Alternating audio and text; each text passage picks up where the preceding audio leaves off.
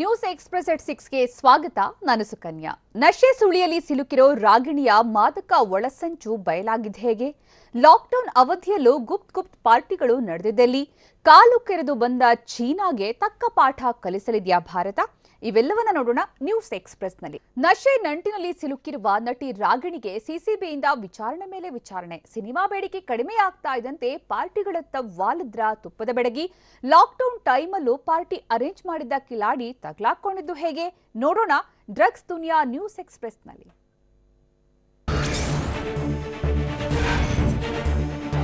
ತುಪ್ಪದ ಬೆಡಗಿ ಖ್ಯಾತಿಯ ನಟಿ ರಾಗಿಣಿಗೆ ನಶೆ ನಂಟೆ ಮುಳುವಾಗ್ತಿದೆ. ಸಿಸಿಬಿ ಬಂಧನದಲ್ಲಿರುವ ನಟಿ ರಾಗಿಣಿಗೆ 2ನೇ ದಿನವೂ ವಿಚಾರಣೆ ನಡೆಸಲು ಅಧಿಕಾರಿಗಳು ಸಿದ್ಧತೆ ನಡೆಸಿದ್ರು. ಆದ್ರೆ ಅಷ್ಟರಲ್ಲೇ ಮನೆಗೆ ಹೋಗಿ ನಾಳೆ ಬರ್ತೀನಿ ಅಂತ ರಾಗಿಣಿ ಡ್ರಾಮಾ ತೆಗೆದಿದ್ದಾರೆ. ಅನಾರೋಗ್ಯದ ನೆಪವೊಡ್ಡಿರೋ ರಾಗಿಣಿ ಸಿಸಿಬಿ ತನಿಖೆಯಿಂದ ತಪ್ಪಿಸಿಕೊಂಡಿದ್ದಾರೆ. ಹೀಗಾಗಿ ರಾಗಿಣಿಗೆ ವಿಶ್ರಾಂತಿ ಪಡೆಯುವಂತೆ ಸಿಸಿಬಿ ಅಧಿಕಾರಿಗಳು ಸೂಚಿಸಿದ್ದಾರೆ.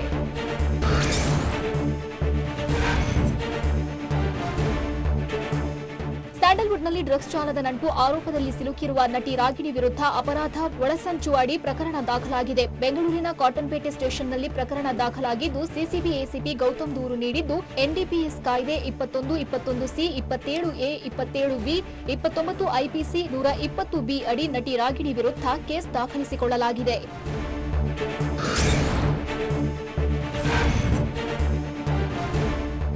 ನಶೆ ಜಾಲದ ಬಗ್ಗೆ ತನಿಖೆ ಚುರುಕುಗೊಳಿಸುತ್ತಿದ್ದಂತೆಯೇ ಸಿನಿಮಾ ನಂಟಿನ ಜೊತೆಗೆ ರಾಜಕೀಯ ನಂಟು ಕೂಡ ಸ್ಫೋಟಗೊಳ್ಳುತ್ತಿದೆ. ಸಿಸಿಬಿ ತನಿಖೆ ವೇಳೆ ಮತ್ತಷ್ಟು ವಿಚಾರಗಳು ಬಯಲಾಗಿದ್ದು ಮಾಜಿ ಸಚಿವರೊಬ್ಬರ ಪುತ್ರ ಡ್ರಗ್ಸ್ ದಂಧೆಯಲ್ಲಿ ಭಾಗಿಯಾಗಿರುವ ಶಂಕೆ ವ್ಯಕ್ತವಾಗಿದೆ.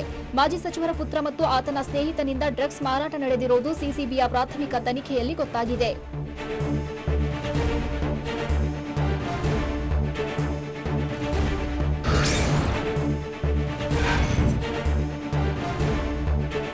ಡ್ರಗ್ಸ್ ಜಾಲದ ಆರೋಪಿ ವೀರೇನ್ ಖನ್ನಾ ಡ್ರಗ್ಸ್ ಪಾರ್ಟಿಗಳನ್ನ ತಾನೇ ಖುದ್ದು ಆಯೋಜಿಸುತ್ತಿದ್ದ.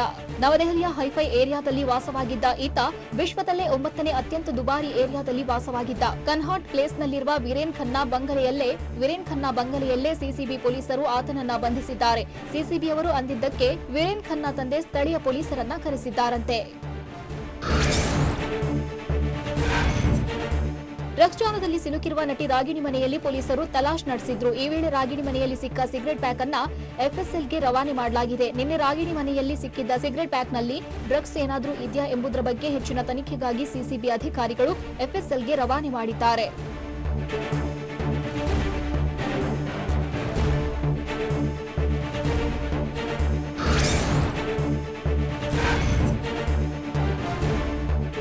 ನಶೆ ನಂಜಿನ ಕೇಸ್ನಲ್ಲಿ ದಿನೇ ದಿನೇ ಆರೋಪಿಗಳ ಸಂಖ್ಯೆಯು ಹೆಚ್ಚಾಗ್ತಿದ್ದು ಡ್ರಗ್ಸ್ ಜಾಲದ ಬಗ್ಗೆಯೂ ಕೆಲ ಸುಳಿವು ಬಯಲಾಗ್ತಿವೆ. ಸಾಕಷ್ಟು ಪಾರ್ಟಿಗಳನ್ನ ಆಯೋಜಿಸುತ್ತಿದ್ದ ಸಂಜನಾ ಆಪ್ತ ರಾಹುಲ್ ಬರ್ತ್ಡೇ ಪಾರ್ಟಿ ಹೆಸರಿನಲ್ಲಿ ಮೋಜು ಮಸ್ತಿ ಮಾಡ್ತಿದ್ರು ಎನ್ನಲಾಗಿದೆ. ಗಣ್ಯರು ಭಾಗವಹಿಸುವ ಸಮಾರಂಭಗಳಲ್ಲಿ ಮಾತ್ರ ರಾಹುಲ್ ಕಾಣಿಸಿಕೊಳ್ತಿದ್ದ. ಕೆಲ ರೌಡಿ ಶೀಟರ್ಗಳ ಜೊತೆಯೂ ಪಾರ್ಟಿಯಲ್ಲಿ ಭಾಗಿಯಾಗಿರೋದು ಬಯಲಾಗಿದೆ.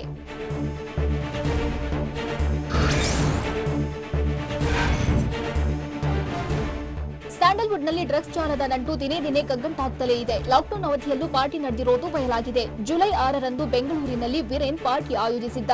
ಲಿರೋಮಾ ಗಾರ್ಡೇನಿಯಾ ರೆಸಾರ್ಟ್ನಲ್ಲಿ ಆಯೋಜಿಸಿದ್ದ ಪಾರ್ಟಿಗೆ 18 ಕಾರುಗಳಲ್ಲಿ ಗಣ್ಯರು ಆಗಮಿಸಿದ್ರು. ಆದರೆ ಪೊಲೀಸರು ನಡೆಸಿದ ದಾಳಿಯಲ್ಲಿ ಕೇವಲ 3 ಮಾತ್ರ ಸಿಕ್ಕಿಬಿದ್ದಿದ್ರು.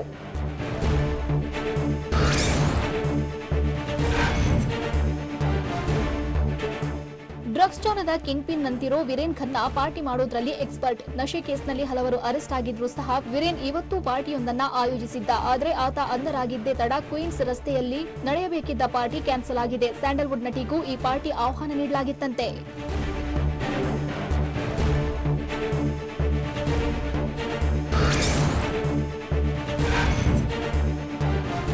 ಸಿಸಿಬಿ ವಶದಲ್ಲಿರೋ ರವಿಶಂಕರ್ ಡ್ರಗ್ಸ್ ಬಗ್ಗೆ ಹಲವು ಸ್ಫೋಟಕ ವಿಚಾರಗಳನ್ನ ಬಾಯ್ಬಿಟ್ಟಿದ್ದಾನೆ. ಕೊರೋನಾ ಲಾಕ್ಡೌನ್ ನಡುವೆಯೂ ಗುಪ್ತ ಪಾರ್ಟಿಗಳನ್ನ ಆಯೋಜಿಸಲಾಗಿತ್ತು. ಗುಪ್ತ ಪಾರ್ಟಿಗೆ ರವಿಶಂಕರ್ ಜೊತೆ ನಟಿ ರಾಗಿಣಿ ಭಾಗಿಯಾಗಿದ್ರು.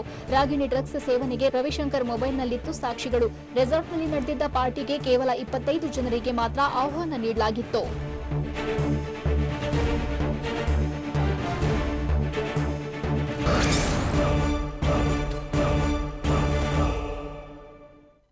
ಡ್ರಗ್ಸ್ ಜಾಲದಲ್ಲಿ ವಿದೇಶಿ ಪೆಡ್ಲರ್ ಖೆಡ್ಡಾಕ್ಕೆ ಬಿದ್ದಿದ್ದು ಹೇಗೆ? ಸೋಷಿಯಲ್ ಮೀಡಿಯಾದಲ್ಲಿ ಸದಾ ಬ್ಯುಸಿಯಾಗಿರ್ತಿದ್ದ ಸಂಜನಾ ಸೈಲೆಂಟ್ ಆಗಿದ್ದೇಕೆ? ವೀರೇನ್ ಖನ್ನಾಗೆ ಸಿಸಿಬಿ ಗುನ್ನ ಕೊಟ್ಟಿದ್ದು ಹೇಗೆ? ಇದೆಲ್ಲವನ್ನ ನೋಡೋಣ ಬೆಂಗಳೂರು ನ್ಯೂಸ್ ಎಕ್ಸ್‌ಪ್ರೆಸ್‌ನಲ್ಲಿ. ಸ್ಯಾಂಡಲ್ವುಡ್ ಡ್ರಗ್ ಜಾಲ ಕೇಸ್ನಲ್ಲಿ ಸಿಕ್ಕಿಬಿದ್ದಿರುವ ಆರೋಪಿಗಳಿಗೆ ಸಿಸಿಬಿ ಎಡೆಬಿಡದೆ ವಿಚಾರಣೆ ನಡೆಸುತ್ತಿದೆ. 3 ರೀತಿಯಲ್ಲಿ ಆರೋಪಿಗಳನ್ನು ವಿಂಗಡಿಸಿ ವಿಚಾರಣೆ ನಡೆಸಲಾಗುತ್ತಿದೆ. ಮಾದಕ ಪದಾರ್ಥಗಳ ಬಳಕೆಗೆ ವೇದಿಕೆ ಕಲ್ಪಿಸುತ್ತಿದ್ದದ್ದೇ ಪಾರ್ಟಿ ಆಯೋಜಕರು. ಡ್ರಗ್ಸ್ ಸೇವಿಸುತ್ತಿದ್ದ ಪಾರ್ಟಿಗಳಿಗೆ ಹೋಗ್ತಿದ್ದ ಸ್ಟಾರ್ ನಟ ನಟಿಯರು, ಪ್ರಭಾವಿಗಳು, ಈ ಲಿಸ್ಟ್ನಲ್ಲಿ ರಾಗಿಣಿ ಸೇರಿದಂತೆ ಇನ್ನೂ ಕೆಲ ನಟ ನಟಿಯರು, ಉದ್ಯಮಿಗಳು ಇದ್ದಾರೆ.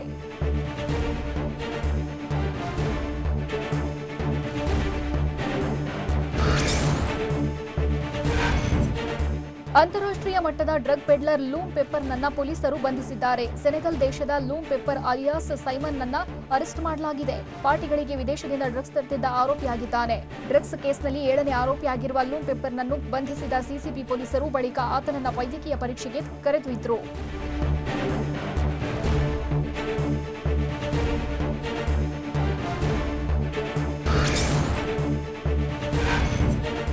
ಸ್ಯಾಂಡಲ್ವುಡ್ನಲ್ಲಿ ಡ್ರಗ್ ಘಾಟು ಬರ್ತಿದ್ದಂತೆ ನಟಿ ಸಂಜನಾ ಸೋಷಿಯಲ್ ಮೀಡಿಯಾದಲ್ಲಿ ಫುಲ್ ಸೈಲೆಂಟ್ ಆಗಿದ್ದಾರೆ. ಆದರೆ ವಾಟ್ಸ್ಆಪ್ನಲ್ಲಿ ಮಾತ್ರ ಹಾಯ್ ಎಂತಿದ್ದು, ಫೇಸ್ಬುಕ್, ಟ್ವಿಟರ್, ಇನ್ಸ್ಟಾಗ್ರಾಮ್ಗೆ ಬಾಯ್ ಬಾಯ್ ಎಂತಿದ್ದಾರೆ. ಸದ್ಯ 2 ನಂಬರ್ಗಳಲ್ಲಿ ಸಂಜನಾ ವಾಟ್ಸ್ಆಪ್ ಯೂಸ್ ಮಾಡ್ತಿದ್ದು, ಕಳೆದ 10 ದಿನಗಳಿಂದ ಸೋಷಿಯಲ್ ಮೀಡಿಯಾದಿಂದ ದೂರ ಉಳಿದಿದ್ದಾರೆ.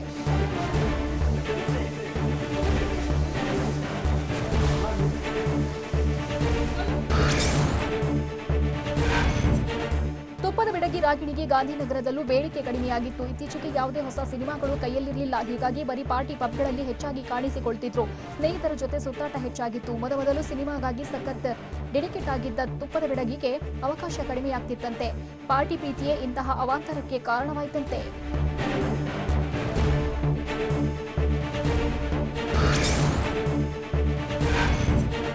ರಾಗಿಣಿ ಆಪ್ತ ರವಿಶಂಕರ್ ಮತ್ತು ನಟಿ ಸಂಜನಾ ಆಪ್ತ ರಾಹುಲ್ ವಿಚಾರಣೆಯನ್ನ ಸಿಸಿಬಿ ಅಧಿಕಾರಿಗಳು ಮುಂದುವರೆಸಿದ್ದಾರೆ. ನಿನ್ನೆ ತಡರಾತ್ರಿವರೆಗೂ ರವಿಶಂಕರ್ ಮತ್ತು ರಾಹುಲ್ ವಿಚಾರಣೆ ನಡೆಸಿದ್ದ ಪೊಲೀಸರು ಡ್ರಗ್ಸ್ ಜಾಲ, ಪಾರ್ಟಿಗಳು, ಪಾರ್ಟಿಯಲ್ಲಿ ಭಾಗಿಯಾದವರ ಬಗ್ಗೆ ಮಾಹಿತಿ ಕಲೆ ಹಾಕಿದ್ದಾರೆ. ದೊಡ್ಡ ಮಟ್ಟದ ಪಾರ್ಟಿ ಆಯೋಜನೆಯಿಂದ ಸಾಕಷ್ಟು ಮಂದಿಯ ಸಂಪರ್ಕದ ಬಗ್ಗೆ ಮಾಹಿತಿ ಸಂಗ್ರಹಿಸಲಾಗುತ್ತಿದೆ.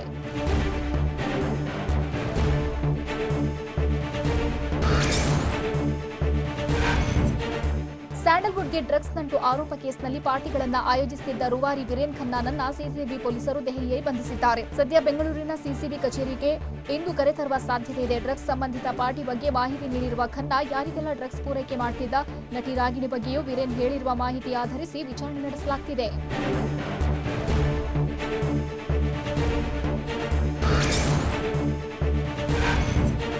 ಡ್ರಗ್ಸ್ ಜಾಲದಲ್ಲಿ ಒಬ್ಬೊಬ್ಬರ ಹೆಸರು ತಗಲಾಕೊಳ್ತಿದ್ದಂತೆಯೇ ಕೆಲವರು ಸಿಸಿಬಿ ಕಣ್ತಪ್ಪಿಸಿ ಪರಾರಿಯಾಗಿದ್ದಾರೆ. ಹೀಗಾಗಿ ತಾಂತ್ರಿಕ ವಿಭಾಗದಲ್ಲಿ ಟೆಕ್ನಿಕಲ್ ಎವಿಡೆನ್ಸ್ ಕಲೆ ಹಾಕ್ತಿದ್ದು, ಒಂದು ತಂಡ ಬಂಧಿತರನ್ನ ಪ್ರತ್ಯೇಕ ವಿಚಾರಣೆ ನಡೆಸುತ್ತಿದೆ. ಹೊರ ರಾಜ್ಯಕ್ಕೆ ಪರಾರಿಯಾದವರ ಮಾಹಿತಿ ಆಧರಿಸಿ ತನಿಖೆ ಮಾಡುತ್ತಿದ್ದು, ಬಂಧಿತರ ವಿಚಾರಣೆ ವೇಳೆ ಬಾಯ್ಬಿಟ್ಟ ಕೆಲವು ವ್ಯಕ್ತಿಗಳ ಪತ್ತೆ ಕಾರ್ಯ ಶುರುವಾಗಿದೆ.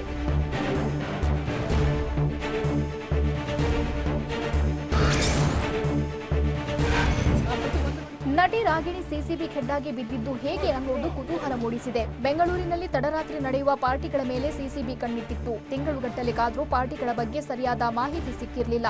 ರವಿಶಂಕರ್ ಮತ್ತು ರಾಹುಲ್ ನನ್ನ ಪಾರ್ಟಿ ಕುರಿತಂತೆ ಮಾನಿಟರಿಂಗ್ ಮಾಡಲಾಗಿತ್ತು. ಅದೇ ಆಧಾರದ ಮೇಲೆ ರಾಗಿಣಿಯನ್ನ ಖೆಡ್ಡಾಗೆ ಕೆಡವಲಾಗಿದೆ.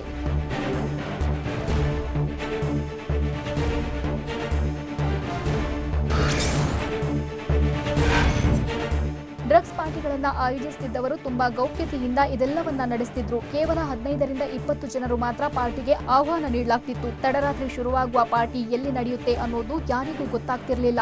ಮೊಬೈಲ್ಗೆ ಲೊಕೇಶನ್ ಶೇರ್ ಆದ ಬಳಿಕ ಎಲ್ಲರೂ ಪಾರ್ಟಿಯಲ್ಲಿ ಭಾಗಿಯಾಗ್ತಿದ್ರು ಅನ್ನೋದು ತನಿಖೆ ವೇಳೆ ಬಯಲಾಗಿದೆ.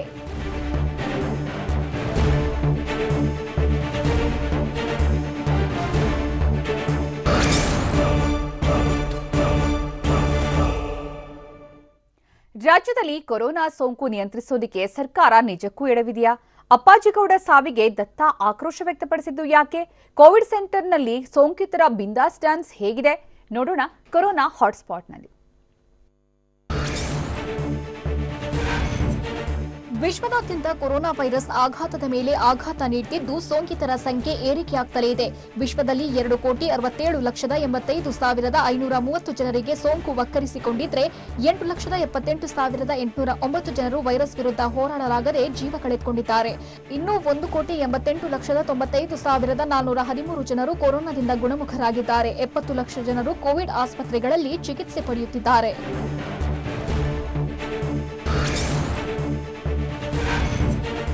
ಭಾರತದಲ್ಲೂ ಕೊರೋನಾ ಸೋಂಕಿನ ಅಬ್ಬರ ಹೆಚ್ಚುತ್ತಲೇ ಇದ್ದು ದೇಶದಲ್ಲಿ ಸೋಂಕಿತರ ಸಂಖ್ಯೆ 40 ಲಕ್ಷದ ಗಡಿ ದಾಟಿದೆ. ಪ್ರಸ್ತುತ 40,20,239 ಜನರಿಗೆ ವೈರಸ್ ಅಟ್ಯಾಕ್ ಆಗಿದ್ರೆ 69,000 ಜನರು ಉಸಿರು ಚೆಲ್ಲಿದ್ದಾರೆ. ಸೋಂಕಿತರ ಪೈಕಿ 31 ಲಕ್ಷ ಜನರು ವೈರಸ್ ವಿರುದ್ಧ ಹೋರಾಡಿ ಗುಣಮುಖರಾಗಿದ್ದಾರೆ. 8,46,000 ಜನರು ಪ್ರಸ್ತುತ ಆಸ್ಪತ್ರೆಗಳಲ್ಲಿ ಚಿಕಿತ್ಸೆ ಪಡೆಯುತ್ತಿದ್ದಾರೆ.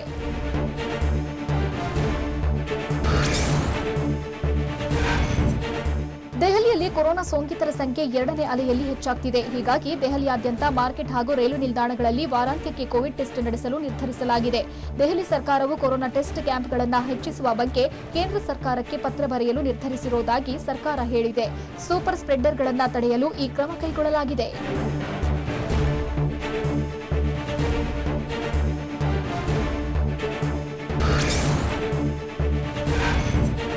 ತೆಲಂಗಾಣ ರಾಜ್ಯದಲ್ಲಿ ಕೊರೋನಾ ಸೋಂಕಿನ ಅಬ್ಬರ ಹೆಚ್ಚಾಗುತ್ತಲೇ ಇದ್ದು 24 ಗಂಟೆಯಲ್ಲಿ 2,511 ಜನರಿಗೆ ಕೊರೋನಾ ಸೋಂಕು ವಕ್ಕರಿಸಿಕೊಂಡಿದೆ.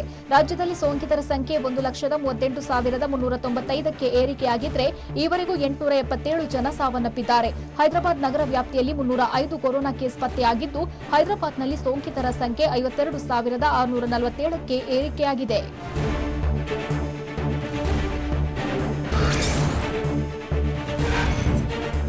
ಓರ್ವ ಮಾಜಿ ಶಾಸಕನಿಗೆ ಖಾಸಗಿ ಆಸ್ಪತ್ರೆಯಲ್ಲಿ ಬೆಡ್ ಸಿಕ್ಕಿಲ್ಲ. ವೆಂಟಿಲೇಟರ್ ಸಿಗದೆ ಮಾಜಿ ಶಾಸಕ ಅಪ್ಪಾಜಿಗೌಡ ಸಾವನ್ನಪ್ಪಿದ್ದಾರೆ ಅಂತ ಜೆಡಿಎಸ್ ವಕ್ತಾರ ವೈಎಸ್ವಿ ದತ್ತ ಕಿಡಿಕಾರಿದ್ದಾರೆ. ಶಿವಮೊಗ್ಗದಲ್ಲಿ ಮಾತನಾಡಿದ ದತ್ತ, ಅಪ್ಪಾಜಿಗೌಡರ ಅಕಾಲಿಕ ಮರಣ ಸಾಕಷ್ಟು ನೋವು ತಂದಿದೆ. ಅಪ್ಪಾಜಿಗೌಡ ಸಾವಿಗೆ ರಾಜ್ಯ ಸರ್ಕಾರ, ಜಿಲ್ಲಾಡಳಿತ ಹೊಣೆ. ಕೊರೋನಾ ಸೋಂಕು ನಿಯಂತ್ರಿಸುವಲ್ಲಿ ವಿಫಲವಾಗಿದೆ ಅಂತ ದತ್ತ ಆಕ್ರೋಶ ವ್ಯಕ್ತಪಡಿಸಿದ್ರು.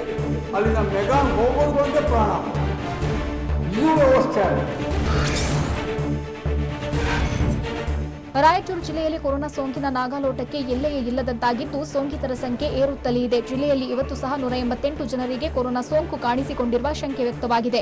ಸಿಂಧನೂರಿನಲ್ಲಿ 46, ಲಿಂಗಸಗೂರಿನಲ್ಲಿ 41, ರಾಯಚೂರಿನಲ್ಲಿ 37, ಮಾನ್ವಿಯಲ್ಲಿ 25, ದೇವದುರ್ಗದಲ್ಲಿ 20 ಜನರಿಗೆ ಕೊರೋನಾ ದೃಢವಾಗಿದೆ.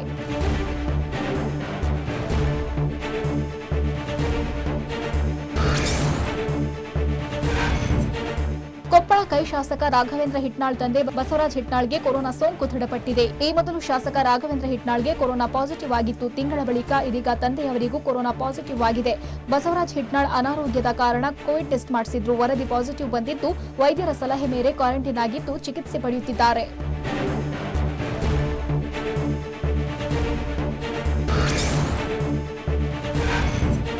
ಹಾವೇರಿ ಜಿಲ್ಲೆಯಲ್ಲಿ ಕೊರೋನಾ ಸೋಂಕಿತರ ಸಂಖ್ಯೆ ದಿನದಿಂದ ದಿನಕ್ಕೆ ಹೆಚ್ಚಳವಾಗ್ತಿದೆ. ಅದರಲ್ಲೂ ಹಾವೇರಿ ನಗರಸಭೆಯಲ್ಲಿ ಈಗ ಕೊರೋನಾ ಆತಂಕ ಮನೆ ಮಾಡಿದೆ. ನಗರಸಭೆಯ ಪೌರ ಕಾರ್ಮಿಕರು ಸೇರಿದಂತೆ 10 ಜನ ಸಿಬ್ಬಂದಿಗೆ ಕೊರೋನಾ ವಕ್ಕರಿಸಿದೆ. ಇದರಿಂದ ನಗರಸಭೆಗೆ ಬರೋ ಜನರಲ್ಲಿ ಆತಂಕ ಮೂಡಿದೆ.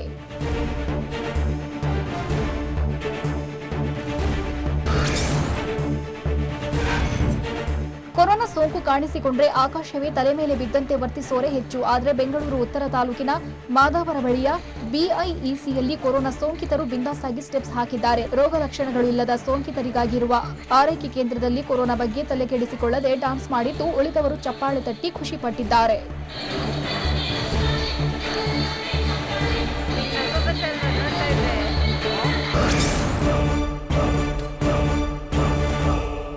ಬೆಂಗಳೂರಿಂದ ಜಿಲ್ಲೆಗಳಿಗೂ ಡ್ರಗ್ಸ್ ಜಾಲ ಹಬ್ಬಿರೋದು ಹೇಗೆ?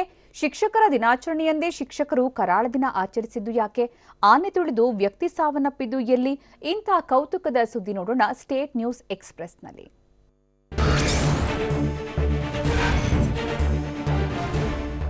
ಬೆಳಗಾವಿಯ ಡಿಸಿಆರ್ಬಿ ಮತ್ತು ಅಥಣಿ ಠಾಣೆ ಪೊಲೀಸರು ಗಾಂಜಾ ಮಾರ್ತಿದ್ದ ಇಬ್ಬರನ್ನ ಅರೆಸ್ಟ್ ಮಾಡಿದ್ದಾರೆ. ತಾಲೂಕಿನ ಹಣಮಾಪುರ ಕ್ರಾಸ್ ಬಳಿ ಬಂಧಿತ ಸಾಗರ್ ಮತ್ತು ಗುರುಲಿಂಗ ಗಾಂಜಾ ಮಾರಲು ಯತ್ನಿಸಿದ್ರು. ಈ ವೇಳೆ ಪೊಲೀಸರು ದಾಳಿ ನಡೆಸಿ 39,000 ಮೌಲ್ಯದ 2 ಕೆಜಿ ಗಾಂಜಾ ವಶಕ್ಕೆ ಪಡೆದಿದ್ದಾರೆ. ಈ ಬಗ್ಗೆ ಅಥಣಿ ಪೊಲೀಸ್ ಠಾಣೆಯಲ್ಲಿ ಕೇಸ್ ದಾಖಲಾಗಿದೆ.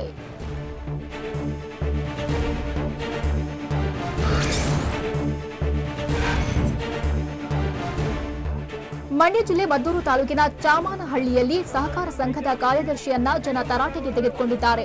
ಸಂಘದ ಸೆಕ್ರೆಟರಿ ಮನು ಎಂಬಾತ ಜನರಿಂದ ಹಣ ಪಡೆದರೂ ಸಾಲಕ್ಕೆ ಜಮಾ ಮಾಡಿಲ್ಲ. ಪರಿಣಾಮ ಡಿಸಿಸಿ ಬ್ಯಾಂಕ್ನಿಂದ ಸ್ತ್ರೀ ಶಕ್ತಿ ಸಂಘಗಳಿಗೆ ನೋಟಿಸ್ ಜಾರಿಯಾಗಿತ್ತು. ಇದರಿಂದ ಕೋಪಗೊಂಡ ಜನ ಮನುಗೆ ಕ್ಲಾಸ್ ತೆಗೆದುಕೊಂಡ್ರು.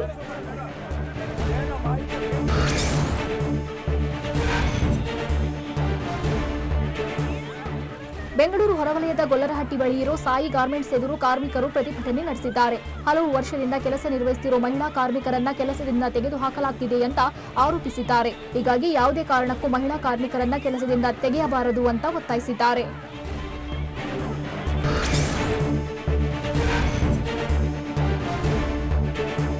ಶಿವಮೊಗ್ಗ ಜಿಲ್ಲೆ ಸಾಗರ ತಾಲೂಕಿನ ನರಸೀಪುರದಲ್ಲಿ ನಾಟಿ ವೈದ್ಯರ ವಿರುದ್ಧ ಗ್ರಾಮಸ್ಥರು ಪ್ರತಿಭಟನೆ ನಡೆಸಲು ನಿರ್ಧರಿಸಿದ್ದಾರೆ. ಕೊರೋನಾದಿಂದಾಗಿ ಗ್ರಾಮದಲ್ಲಿ ನಾಟಿ ಔಷಧ ನೀಡುವುದನ್ನು ಸ್ಥಗಿತಗೊಳಿಸಲಾಗಿತ್ತು. ಇದೀಗ ಮೃತ ನಾರಾಯಣಮೂರ್ತಿ ಎಂಬುವವರ ಪುತ್ರ ಔಷಧ ನೀಡಲು ಮುಂದಾಗಿದ್ದಾರೆ. ಹೀಗಾಗಿ ಗ್ರಾಮದ ಹೊರಗೆ ಜನರಿಗೆ ಔಷಧ ನೀಡಲಿ, ಇಲ್ಲಾಂದ್ರೆ ಪ್ರತಿಭಟಿಸ್ತೀವಿ ಅಂತ ತಹಶೀಲ್ದಾರ್ಗೆ ಮನವಿ ಸಲ್ಲಿಸಿದ್ದಾರೆ.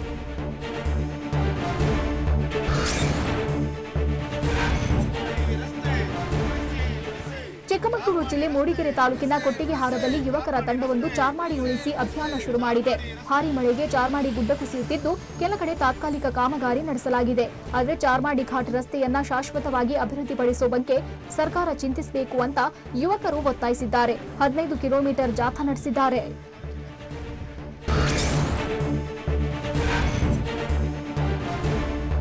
ಹಾವೇರಿ ಜಿಲ್ಲೆ ಹಾನಗಲ್ ತಾಲೂಕಿನ ಆಳೂರು ಠಾಣೆ ಪಿಎಸ್ಐ ಕರ್ತವ್ಯ ಪ್ರಜ್ಞೆ ಮೆರೆದಿದ್ದಾರೆ. ಅಪಘಾತದಲ್ಲಿ ನಿನ್ನೆ ಶಿಕ್ಷಕರೊಬ್ಬರು ಅಸುನೀಗಿದ್ರು. ಘಟನೆ ನಡೆದ ಸ್ಥಳದಲ್ಲಿ ಶಿಕ್ಷಕನ ಬಳಿ ಇದ್ದ 1.5 ಲಕ್ಷ ರೂಪಾಯಿ ನಗದು ಮತ್ತು ಮೊಬೈಲ್ ದೊರೆತಿತ್ತು. ಸ್ಥಳಕ್ಕೆ ತೆರಳಿದ್ದ ಪಿಎಸ್ಐ ಆಂಜನೇಯ ನಗದು ಮತ್ತು ಮೊಬೈಲ್ ಅನ್ನ ಕುಟುಂಬಸ್ಥರಿಗೆ ಮರಳಿಸಿದ್ದು ಮೆಚ್ಚುಗೆಗೆ ಪಾತ್ರರಾಗಿದ್ದಾರೆ.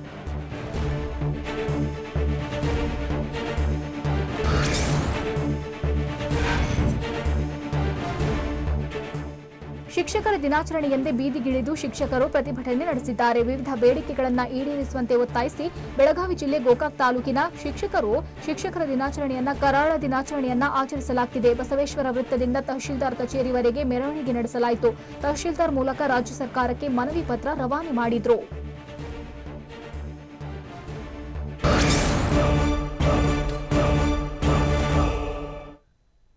ಬೂದಿ ಮುಚ್ಚಿದ ಕೆಂಡದಂತಾಗಿದೆ ಭಾರತ ಚೀನಾ ಗಡಿ ಭಾಗ. ಶಿಕ್ಷಕರ ದಿನಾಚರಣೆಯಂದು ಪ್ರಧಾನಿ ಮೋದಿ ವಿಶ್ ಮಾಡಿದ ಹೇಗೆ? ಲಾಕ್ಡೌನ್ ಅವಧಿಯಲ್ಲಿ ಜಿಡಿಪಿ ಕುಸಿತಗೊಂಡಿತು ಯಾಕೆ? ಇದೆಲ್ಲವನ್ನ ನೋಡೋಣ ನ್ಯಾಷನಲ್ ನ್ಯೂಸ್ ಎಕ್ಸ್‌ಪ್ರೆಸ್‌ನಲ್ಲಿ.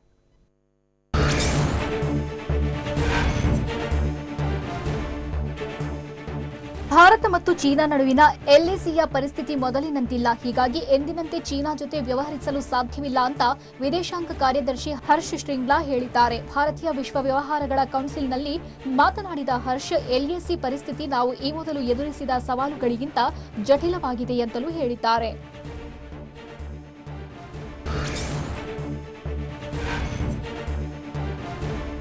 ಪೂರ್ವ ಲಡಾಖ್ನ ದಕ್ಷಿಣ ಪ್ಯಾಂಗಾಂಗ್ ತ್ಸೋ ಪ್ರದೇಶದಲ್ಲಿ ಚೀನಾ ಭಾರೀ ಪ್ರಮಾಣದಲ್ಲಿ ಸೇನೆ ಜಮಾವಣೆ ಮಾಡಿದ್ದು ಪರಿಸ್ಥಿತಿ ಉದ್ವಿಗ್ನಗೊಂಡಿದೆ.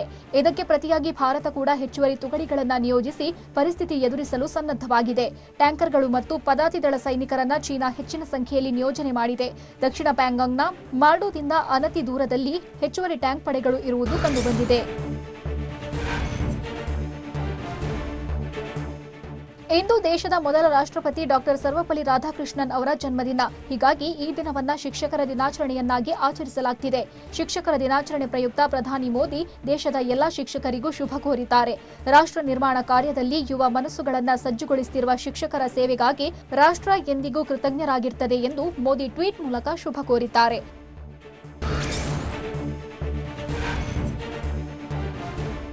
ನಟ ಸುಶಾಂತ್ ಸಿಂಗ್ ಸಾವಿನ ಕೇಸ್ನಲ್ಲಿ ಗೆಳತಿ ರಿಯಾ ಚಕ್ರವರ್ತಿಯ ವಿಚಾರಣೆಯನ್ನ ಜಾರಿ ನಿರ್ದೇಶನಾಲಯ ನಡೆಸುತ್ತಿದೆ. ಆದರೆ ಸುಶಾಂತ್ ಸಿಂಗ್ ಖಾತೆಯಿಂದ ಅಕ್ರಮವಾಗಿ 15 ಕೋಟಿಯನ್ನ ರಿಯಾ ಲಪ್ಟಾಯಿಸಿದ್ದಕ್ಕೆ ಸಾಕ್ಷ್ಯ ಇಲ್ಲ ಅಂತ ಇಡಿ ಹೇಳಿದೆ. ಜುಲೈ 31ರಂದು ರಿಯಾ ಚಕ್ರವರ್ತಿ ವಿರುದ್ಧ ಅಕ್ರಮ ಹಣ ವರ್ಗಾವಣೆ ಕೇಸ್ ದಾಖಲಿಸಿ ತನಿಖೆ ನಡೆಸುತ್ತಿದೆ. ಸಾಕ್ಷ್ಯ ಸಿಕ್ಕಿಲ್ಲವಾದ್ದರಿಂದಾಗಿ ರಿಯಾ ವಿರುದ್ಧ ಆರೋಪಗಳು ಕೋರ್ಟ್ನಲ್ಲಿ ಬಿದ್ದು ಹೋಗಲೂಬಹುದು.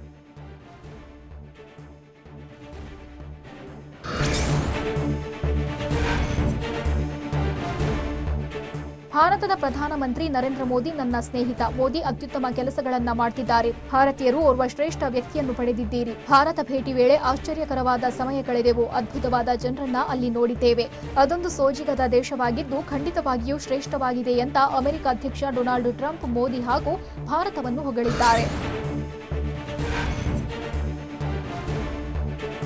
ಕಾರ್ಮಿಕರಿದ್ದ ಬಸ್ ಮತ್ತು ಟ್ರಕ್ ನಡುವೆ ಅಪಘಾತ ಸಂಭವಿಸಿದ್ದು 8 ಜನ ಸಾವನ್ನಪ್ಪಿದ್ದಾರೆ. ಛತ್ತೀಸ್ಗಢದ ರಾಯಪುರದಲ್ಲಿ ರಸ್ತೆ ಅಪಘಾತ ಸಂಭವಿಸಿದೆ. ಒಡಿಶಾದ ಗಂಜಂನಿಂದ ಗುಜರಾತ್ನ ಸೂರತ್ಗೆ ಪ್ರಯಾಣ ಬೆಳೆಸಿದ್ರು. ಈ ವೇಳೆ ಬಸ್ನಲ್ಲಿದ್ದ 8 ಜನರಿಗೆ ಗಂಭೀರ ಗಾಯಗಳಾಗಿದ್ದು ಸ್ಥಳೀಯ ಆಸ್ಪತ್ರೆಗೆ ದಾಖಲಿಸಲಾಗಿದೆ. ಅಪಘಾತದಲ್ಲಿ ಮೃತಪಟ್ಟವರಿಗೆ 2 ಲಕ್ಷ ರೂಪಾಯಿ ಪರಿಹಾರ ಘೋಷಿಸಿದ್ದು ಅಗತ್ಯ ಕ್ರಮ ಕೈಗೊಳ್ಳುವಂತೆ ಸರ್ಕಾರ ಸೂಚಿಸಿದೆ.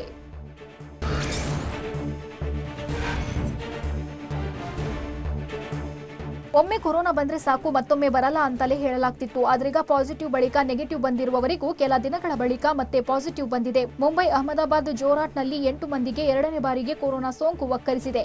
ಕೊರೋನಾದಿಂದ ಗುಣಮುಖರಾದ ಬಳಿಕ ಮತ್ತೆ ಕೊರೋನಾ ತಗುಲಿರುವುದು ಆತಂಕಕ್ಕೆ ಕಾರಣವಾಗಿದೆ.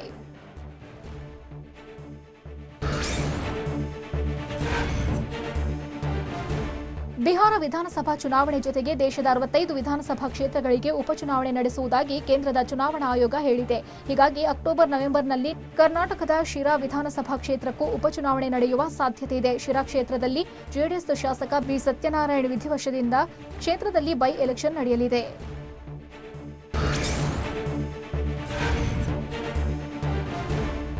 ಕೊರೋನಾ ಸೋಂಕು ತಡೆಗಟ್ಟುವ ಸಲುವಾಗಿ ದೇಶದಲ್ಲಿ ಲಾಕ್ಡೌನ್ ವಿಧಿಸಲಾಗಿತ್ತು. ಆದ್ರೀಗ ಇದೇ ಮೊದಲ ತ್ರೈಮಾಸಿಕದಲ್ಲಿ ಜಿಡಿಪಿ ಕುಸಿತಕ್ಕೆ ದೇಶದಲ್ಲಿ ಕೊರೋನಾ ಲಾಕ್ಡೌನ್ ಅನ್ನು ಕಠಿಣವಾಗಿ ಜಾರಿಗೊಳಿಸಿದ್ದು ಕಾರಣ ಎಂದು ಕೇಂದ್ರದ ಹಣಕಾಸು ಇಲಾಖೆ ಹೇಳಿದೆ. ಈಗ ಕುಸಿತದ ಬಳಿಕ ಆರ್ಥಿಕತೆಯು ಚೇತರಿಕೆ ಆಗಲಿದೆ ಎಂದು ಹಣಕಾಸು ಇಲಾಖೆ ಸಲಹೆಗಾರರು ಹೇಳಿದ್ದಾರೆ.